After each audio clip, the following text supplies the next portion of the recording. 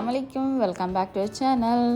ഇന്ന് ഞാനിവിടെ കാണിക്കുന്നത് വളരെ ഈസി ആയിട്ട് ചെയ്യാൻ പറ്റുന്ന ഒരു സാമ്പാറാണ്. എങ്ങനെ ചെയ്യുന്നത് കാണാം.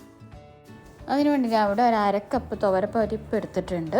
നന്നായി കഴുകിയതിന് ശേഷം കുക്കറിലേക്ക് ഇടുക. ഇനി അതിലേക്ക് ഒരു ഉള്ളി, തക്കാളി, ആവശ്യത്തിനുള്ള പച്ചമുളക്, പിന്നെ അതിനുള്ള വെള്ളവും ചേർക്കുക.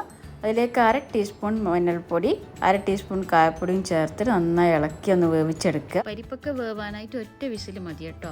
ഇനി അതിലേക്ക് ഇടാനായി പച്ചക്കറികളൊക്കെ നല്ല വൃത്തിയായി അരിഞ്ഞു വെക്കുക.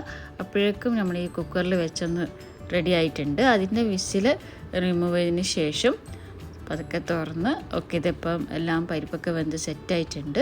ഇനി അതിലേക്ക് നമ്മൾ കട്ട് ചെയ്ത് വെച്ച പച്ചക്കറിയും ഇനി അതിലേക്ക് ചേർക്കുന്ന പുളിയാണ്. പുളി ഒരു നാരങ്ങ വലുപ്പത്തിൽ ചെറിയൊരുള്ള ഒന്ന് വെള്ളത്തിൽ സോക്ക് ചെയ്ത് നന്നായിട്ട് ഉടച്ചതിന് ശേഷം അതിൽ ഒഴിച്ചു കൊടുക്കുക. ഇനി അതിലേക്ക് വെള്ളം പോരാന്നുണ്ടെങ്കിൽ കുറച്ച് ഒഴിച്ചു കൊടുക്കുക. ഇപ്പോൾ ഇനിഫായിട്ടുള്ളതെങ്കിൽ അത് മതി. ഇനി അതിലേക്ക് 1/4 ടീസ്പൂൺ മഞ്ഞൾപ്പൊടി, 1/2 ടീസ്പൂൺ മല്ലിപ്പൊടി, 1 സ്പൂൺ മുളക് പൊടി, 1/2 ടീസ്പൂൺ സാമ്പാർ പൊടിയും ചേർത്ത് കൊടുക്കുക.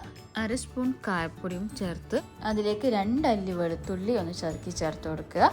പിന്നെ നമ്മുടെ സ്വന്തം കറിവേപ്പിലയും ചേർത്ത് നന്നായി ഇളക്കി കൊടുക്കുക. എന്നിട്ട് ഒരു വിസിലിന് വേവിച്ചെടുത്താൽ മതി കേട്ടോ. ഇത് ഒരു വിസിലിനുള്ളിൽ ഇത് ഇവിടെ റെഡി ആയിട്ടുണ്ട്. നല്ല സ്മെല്ലുണ്ട്.